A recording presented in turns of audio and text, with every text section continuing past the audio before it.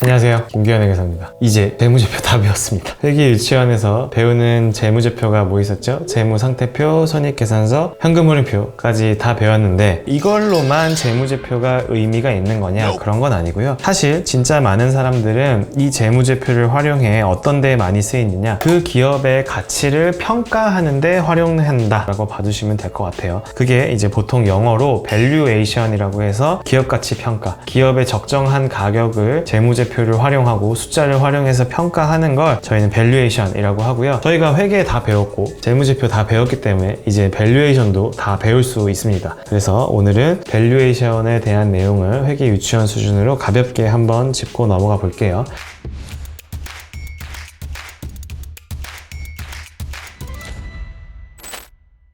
저희가 밸류에이션이라고 하는 거는 결국 그 기업의 가치가 얼마냐, 그 기업의 적정한 주가가 얼마냐를 계산하는 일종의 이론이에요. 사실 이론적으로 삼성전자의 적정 주가를 계산할 수는 있어요. 다만 그런 이론적인 가격이 실제 주식시장의 삼성전자의 가격과는 차이가 있겠죠. 자기들이 팔고 싶은 사람은 파는 거고 사고 싶은 사람은 사는 거기 때문에 그 사람들이 사고 팔면서 어떤 이론적인 걸 계산해서 움직이진 않는단 말이에요. 그렇기 때문에 저희가 지금 배우는 이 이론을 토대로 상장돼서 거래되는 주식의 가치를 구할 수는 없는 거고요. 그게 됐다면 제가 부자가 됐겠죠. 다만 그럼 이론들이 전혀 쓸모없는 거냐? 그런 건 아닌 것 같아요. 실제로 증권사나 어떤 자산운용사에서 애널리스트를 하는 분들은 이런 어떤 밸류에이션 방식에 대해서 다 알고 계세요. 본인들이 어떤 투자 의사 결정을 할 때 참고를 하고 계시고요. 제가 오늘 말씀드리는 방법 다 애널리스트 분들도 다 실제로 쓰시는 방법들이에요. 굉장히 어렵냐? 아니요, 엄청나게 쉽습니다. 쉬울 수밖에 없는 이유, 그리고 쉬워야 그게 더 직관적으로 맞을 수밖에 없는 이유도 설명을 드릴게요. 그리고 또 하나, 세상에는 상장 기업만 있는 게 아니에요. 비상장 기업이 압도적으로 많습니다. 최소 95%, 97, 8% 이상이 비상장 회사일 거예요. 그렇기 때문에 이런 엄청나게 많은 비상장 회사들도 어떤 회사를 사고 팔고 하는 M&A 전체 과정에서도 기업 가치 평가, 주식 가치 평가라는 밸류에이션을 해야 돼요. 수많은 비상장의 영역에서도 자주 활용되는 방식이라고 봐주시면 될 것 같아요.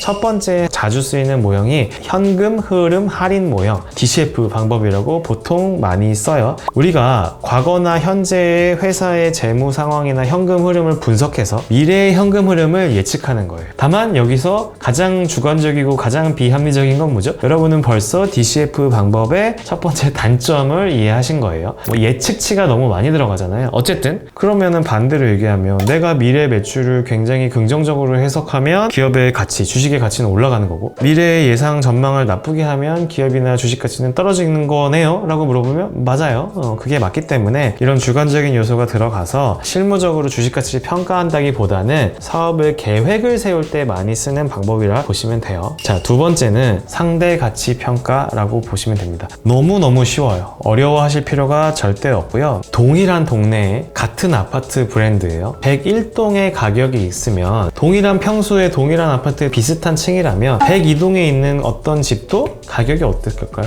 비슷하겠죠? 주식도 그렇게 평가한다는 겁니다. 이게 무슨 내용인지 한번 실제 사례로 가서 보겠습니다. 상대 가치 평가 방식의 기업 가치 평가, 밸류에이션을 하기 위해서는요, 내가 평가하려고 하는 회사의 재무제표를 잘 정리해놔야 돼요. 재무 수치들을. 무슨 말이냐? 저희는 오늘 그 배틀그라운드로 유명한 크래프톤이 상장하는 과정에서 어떻게 밸류에이션 되는지를 볼 건데요. 크래프톤의 2018년, 19년, 20년, 21년 1분기까지 매출이 쭉 있겠죠? 1조 얼마, 1조가 다 넘네요. 1조 6천억, 1조 800억 이렇게 되어 있고요. 매출 원가, 판관비 등을 다 합친 걸 영업비용이라고 그래요. 8천억, 7천억 이렇게 쭉 있고, 이게 저희가 밸류에이션을 하는 첫 번째 단계, 내가 평가하려고 하는 대상 회사의 여러 가지 숫자들, 손익지표들, 재무지표들을 정리한다. 이거예요. 자, 여기까지 어렵지 않죠? 그 다음은 뭘까요? 크래프톤과 비슷한, 그거를 비교 대상이라고, 피어 그룹이라고 얘기하거든요. 여러분 게임 회사 아시는 거 뭐 있으세요? NC소프트, 넷마블,